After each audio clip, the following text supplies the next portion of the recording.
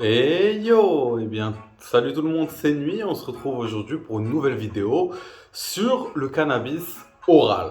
Voilà, du coup, pourquoi ne pas le fumer et pourquoi le manger? Bah, je vais donner actuellement mes arguments sur pourquoi je pense que le cannabis oral est préférable au cannabis fumé. Voilà. Du coup, petit disclaimer avant qu'on commence, ceci n'est pas une incitation à la consommation d'une substance, qu'elle soit légale ou illégale. C'est juste des informations et un compte-rendu d'expérience de ce que j'ai pu vivre personnellement. Alors déjà, il faut savoir qu'en termes de durée, le cannabis fumé va durer de 2 à 5 heures, alors que le cannabis oral va durer de 4 à 10 heures. Et encore, c'est-à-dire c'est rare que quand tu le fumes, ça dure 5 heures, il faut vraiment que ce soit fort et que ça dure longtemps. Alors que des grosses doses de cannabis oral, 24 heures plus tard, tu peux être encore bien déphasé, voire 48 heures plus tard. Voilà, voilà. Du coup, ça, c'est juste la durée. Du coup, je peux comprendre qu'il y a certaines personnes qui veulent avoir un effet du cannabis seulement pendant 2 3 heures. C'est tout à fait possible. Mais je pense qu'il y a quand même une grande partie de la population des consommateurs de cannabis qui vont fumer sur de longues périodes, alors qu'au final, ils auraient pu consommer par voie orale pour avoir une durée plus longue, en fait.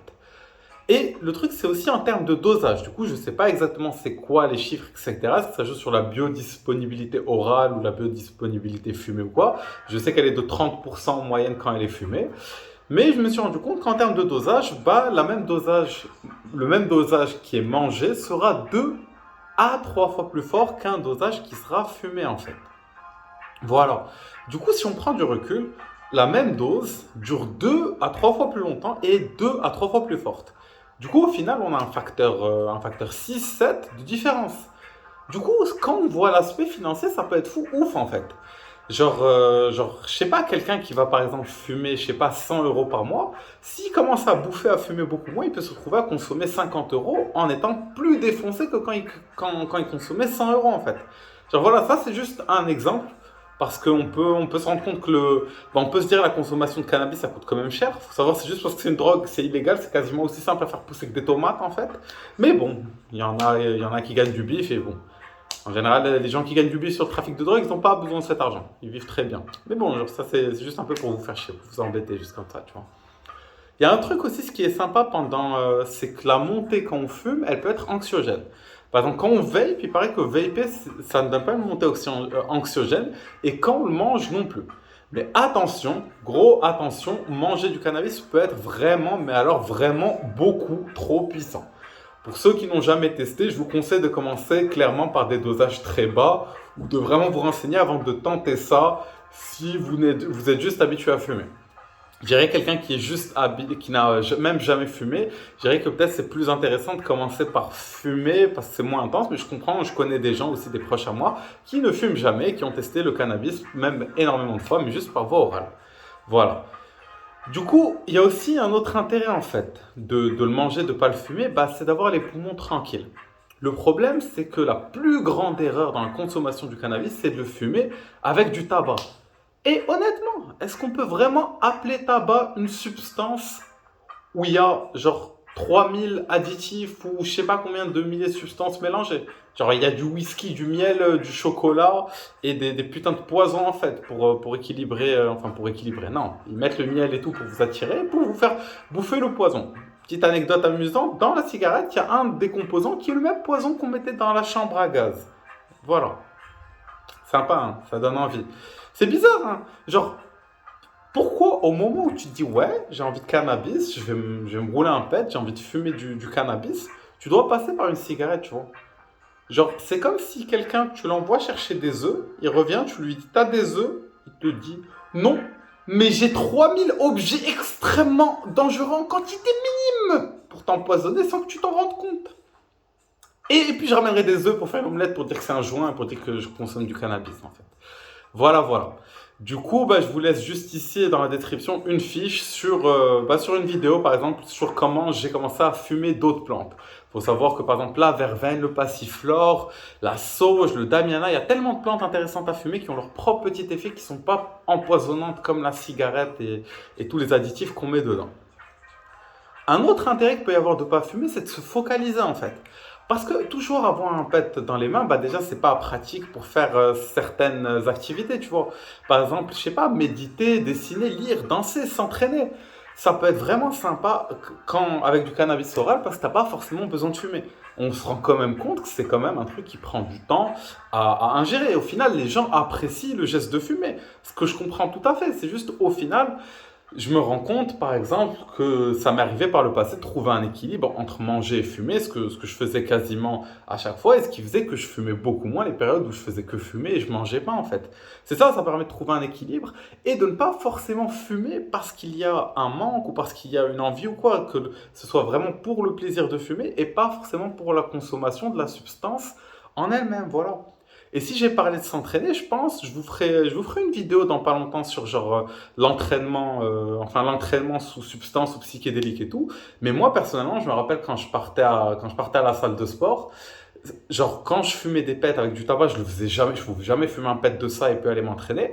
Mais quand je commençais à consommer du cannabis sans tabac, du coup avec des plantes ou encore mieux en edible, je pouvais aller m'entraîner. J'étais même hyper énergétique. Et voilà. Et du coup, ça, c'est des points que je pense qui sont importants. Du coup, on va bientôt passer à comment ça se cuisine, comment ça se fait, mais d'abord, on va faire un petit saut dans l'histoire. On retourne au XIe siècle, dans la secte des Hachichins, du coup, qui a donné le mot assassin. Et c'était une secte islamique qui était dirigée par Hassan Sabah al-Awwal. Du coup, ce gars-là, qu'est-ce qu'il faisait? Bah, il partait dans les montagnes en haut, des montagnes en Afghanistan. Il réunissait des gens, ses disciples ou ses soldats plutôt, et il leur donnait de la nourriture avec du cannabis, d'énormes edibles, et puis il les mettait avec des femmes qui étaient considérées être des sortes de déesses qui venaient du paradis. Et puis, bah, les gars, les soldats, ils se retrouvaient à s'envoyer en l'air sous des dosages énormes de cannabis et ils revenaient tous en disant qu'ils avaient expérimenté le paradis. Voilà. Et pour être. Enfin, ce Hassan Sabah al-Awwal, pour les influencer, il se basait aussi sur des choses de l'islam pour essayer de les tirer vers genre, les notions du paradis. Et au final, cette personne, c'est le premier organisateur de trip. Au final, avant Timothée Léry. Et du coup, l'idée pour lui, c'était d'atteindre une sorte de pic, que par exemple on appelle samadhi ou quoi dans d'autres cultures, juste avant l'orgasme, qui permet que, genre, au final, les sensations physiques s'étalent dans tout le corps et que c'est une putain d'état de transe, ou même qui est aussi appelé d'auto-hypnose ou de self-magic, comme c'est appelé. Voilà. Et il faut savoir qu'après, une minorité d'entre eux, qui n'étaient pas forcément des soldats pour le combat, qui étaient plus un petit peu, on va dire, l'élite de la secte, se retrouvaient à faire des rituels très particuliers où vous allez utiliser des cannabis par voie orale et je pense des dosages énormes. Et ils pratiquaient aussi des fumigations. Mais quand je te dis des fumigations, ça veut dire la plaquette. Une putain de plaquette de 100 grammes, il devait être à 4 dans des putains de salles fermées ou sous le sol ou je sais pas quoi, à brûler d'énormes quantités de shit avec des fumigations et à vivre des trucs de dinguerie en plus. Genre, c'était une secte d'assassins. Genre, ils devaient maîtriser la dague et des trucs comme ça. Tu ne bats pas à l'épée quand t'es un assassin, je pense. Genre, l'épée, c'est un peu trop obvious. Mais imagine quelqu'un qui s'entraîne à manier la dague complètement chez père. Moi, je trouve que c'est une dinguerie, en fait. Genre, je trouve que le niveau de l'homme, de l'être humain, en termes de combat, il a extrêmement baissé.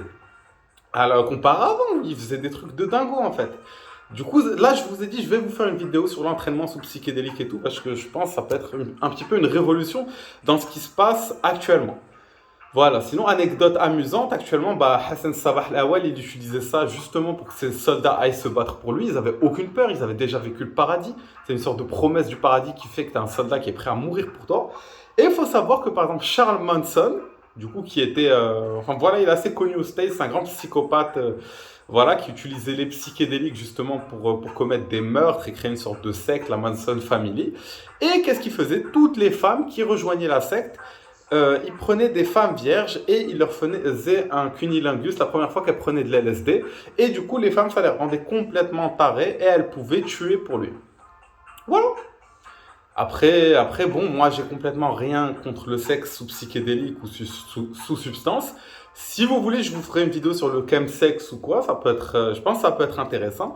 Et voilà, faut juste savoir qu'au final, on peut énormément influencer l'esprit des gens sous substance, que ce soit psychédélique, cannabis. Et bon, il y a énormément d'autres substances qui font ça. Du coup, pour la cuisine, c'est très simple. Bon, vous pouvez chercher des tutos en ligne où il y a plus d'images, etc. Pour moi, si c'est du shit, je considère que le shit n'a pas besoin d'être décarboxylé. Il y a beaucoup de gens qui sont pas d'accord avec moi, mais pour avoir essayé de le décarboxyler, ça n'a pas changé grand-chose. Du coup, le shit, l'idée, c'est quoi? C'est de prendre un bout de shit, l'équivalent par exemple d'un joint, et de le balancer dans de l'huile. Bon, l'huile d'olive, du beurre, de l'huile de coco. L'huile de coco, ça aspire au maximum le THC, c'est le plus efficace, le plus rentable. Et du coup, le shit se dilue à feu doux sur une petite poêle ou une petite marmite ou je sais pas quoi. Et en 2 minutes, ça y est, ça a fondu. Tu peux le bouffer avec du pain, comme ça, tu peux le cuisiner avec n'importe quoi, c'est trop simple. Pour la weed, c'est un peu plus complexe, ça doit être décarboxylé. L'idée, c'est de grinder la weed ou de la découper, genre pas hyper finement, pas en poudre, mais assez petit. Et puis au final, tu le fous dans le four que tu auras déjà préchauffé. Du coup, il y a différentes variables de température avec différentes durées. Moi, ce que je me rappelle, c'est 127 degrés à 27 minutes. Voilà, le truc, par exemple, vous mettez la weed dans de l'aluminium, ouvert, fermé, comme vous voulez. Tac, dans le four, 27 minutes, 127 degrés Celsius. Et puis je le sors et t'as ta weed décarboxylée qui est efficace à manger oralement. Juste vu que le cannabis est liposoluble, faut le passer dans une huile comme on a fait pour le shit. Voilà. Du coup, l'idée, ça serait quoi? Ça serait par exemple de prendre du beurre ou de l'huile de coco et de le faire fondre à le feu le plus doux possible, vraiment. Sinon, ça risque de l'abîmer. Genre, faut vraiment que ça fasse pas de bulles ou à peine.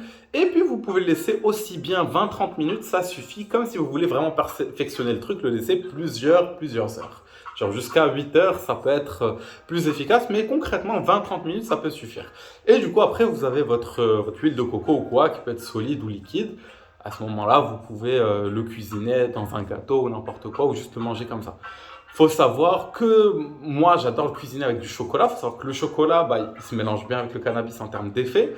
La mangue aussi, c'est délicieux la mangue. Moi, je faisais des sortes de gâteaux glace chocolat. Tu vois, genre, je le cuisine un peu comme un gâteau. Dès que ça durcit un peu, je le mets. Bref, c'était une dinguerie ce que je cuisinais à l'époque avec. Voilà.